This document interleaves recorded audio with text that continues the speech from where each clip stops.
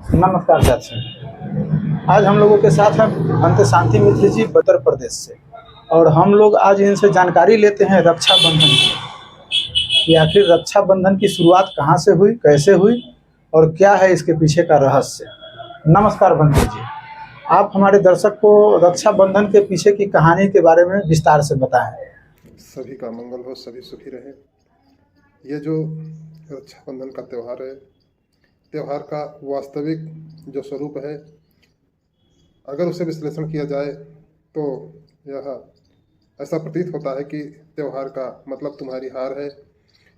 इसके लिए समझना होगा अपना पूर्व का इतिहास कि इस देश में देवासुर संग्राम हुआ। यहाँ के लोगों का और जो बाहरी आक्रमणकारी थे उन लोगों को संग्राम ही देवासुर संग्राम है, अर्थात देव और असुरों का संग्राम। देव अर्थात जो लोग शराब नहीं पीते थे उन्हें सुर कहा गया, और जो शराब पीते थे उन्हें सुर कहा गया, जो शराब नहीं पीते थे उन्हें असुर कहा गया। तो असुर और सुर ये पहचान बनी आर्य और अनार्य, देव और दानव, राक्षस और तमाम प्रकार के नाम यहाँ के मूल निवासियों को दिए गए और यहाँ के लोगों को गुमराह और भ्रमित किया गया। इस देश में ये कहानी वहाँ से जुड़ी है, प्रहलाद के पुत्र राजा बलि से। उन्होंने इस भारतवर्ष को अपने राज घराने में कुशल और समृद्ध रखने का कार्य किया था। शिक्षा, सुरक्षा, संपत्ति, सभी प्रकार का अधिकार समाज में देने का कार्य किया था। ये बातें देख करके प्रतिवर्ष वो दान देने का कार्य किया करते थे और बहुत गरीब लोगों को दान देते थे। इसी बात को जान करके इस देश में जो काल्पनिक ब्रह्मा विष्णु महेश बनाए गए हैं, वो विष्णु रूप धर के वामन का आते हैं, ऐसा टीवी में दिखाया गया है, मीडिया में दिखाया गया है। वो राजा बलि के पास आकर के कहते हैं कि तुम मुझे दे ही नहीं सकते दान, सभी प्रजा को दे सकते हो। बहुत अच्छी तरह से उन्हें प्रभावित किए कि आप सभी को तो दे सकते हो दान, अपनी प्रजाओं को, मगर हमें नहीं दे सकते। ऐसा बार बार उनके कहने पर राजा बलि कहे कि जो भी मांगोगे वो दूंगा, हमारे पास किसी भी प्रकार की चीज़ की कमी नहीं है। तो ऐसा जब कई बार उन्होंने कहा तो राजा बलि के ऐसा कहने पर वो वामन रूपी जो विष्णु छल करने आए थे वो गंगा जल मंगाते हैं और 3 का तिरबाचा करवाते हैं राजा बलि से। तब जाकर के वो कहते हैं अब परिपक्व हो गए हो, इसलिए अब मैं दान की वस्तु मांगूंगा। तो ऐसा दिखाया गया है कि जब दान मांगते हैं तो 3 चीज़ें मांगते हैं, 3 पग भूमि, मगर ऐसा बिल्कुल ही नहीं है। 3 पग भूमि को केवल दिखाया गया है और उन्हें दिखाया गया कि वो जब अपना आकार बढ़ाते हैं तो इतना बड़ा कर लेते हैं कि एक पग में पूरी पृथ्वी नाप लेते हैं और दूसरे पग में पूरा आकाश नाप लेते हैं, तो तीसरा पग बचता ही नहीं है।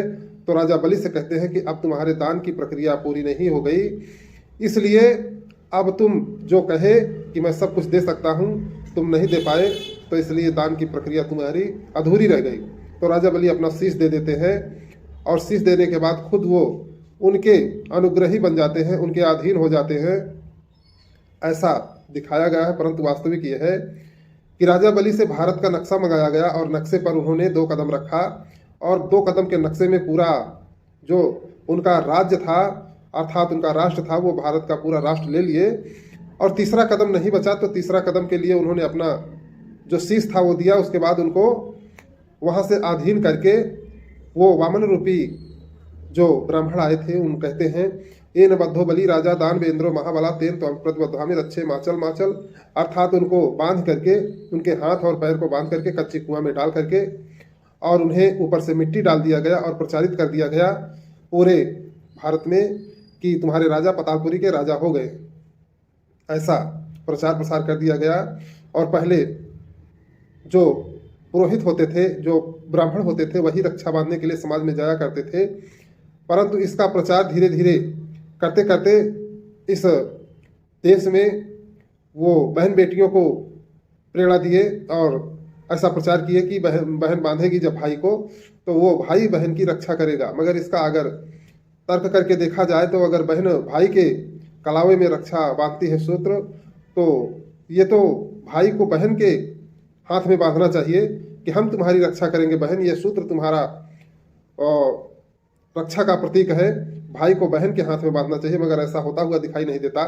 इस देश में महिलाओं को ही कमजोर करने का कार्य किया गया है। देश में मनुस्मृति के हिसाब से ये देश चला है तो महिलाओं को और शूद्रों को शिक्षा रखने का अधिकार नहीं था, तो इसलिए महिलाओं को ये पर्व नहीं मनाना चाहिए, बहिष्कार करना चाहिए। पूरी तरह से उन्हें महिलाओं के हक और अधिकार के लिए सुरक्षा मांगनी चाहिए। जो संवैधानिक अधिकार है वो आत्मनिर्भर बने, शैक्षणिक रूप से, मानसिक रूप से, शारीरिक रूप से, ताकि वो अपना खुद ही अपनी रक्षा कर सके। अगर ऐसा सभी महिलाएं करती हैं तो निश्चित ही वो समृद्धवान बनेंगी और एक दूसरे के सहारे की उनको ज़रूरत नहीं रहेगी।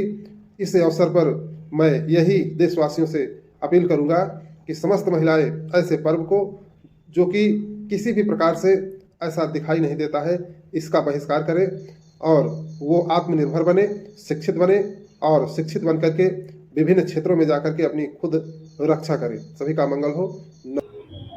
यह वीडियो आप लोगों को कैसी लगी, कृपया अपना अपना प्रतिक्रिया कमेंट बॉक्स में कमेंट अवश्य लिखें। अगर यह वीडियो आप लोगों को अच्छी लगी हो तो कृपया वीडियो को लाइक एवं ज़्यादा से ज़्यादा शेयर करें तथा चैनल पर नए हैं तो चैनल को सब्सक्राइब एवं घंटी के ऑल का बटन अवश्य दबाएं। धन्यवाद।